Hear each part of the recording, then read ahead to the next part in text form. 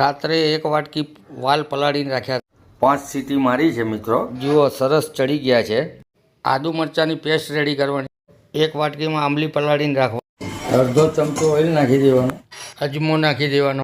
કઠોળનું શાક અજમાથી વઘારાય છે ફ્રેન્ડ. મીઠો લીમડો, લાલ મરચું અને તેજપત્તા નાખી દેવાની. આદુ લસણની પેસ્ટ નાખી દેવાની. અડધો ચમચો બેસન નાખી અને એને શેકવાનું થોડી વાર. શાક આપણું ઘટ બને છે.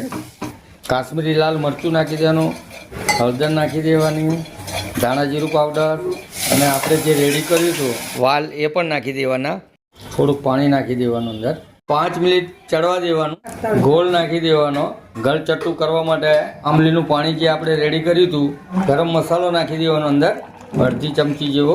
આપણી સબ્જી રેડી થઈ ગઈ છે. આપણા દાણા પણ ચડી ગયા. ઉપરથી કોથમીરી નાખી દેવાની.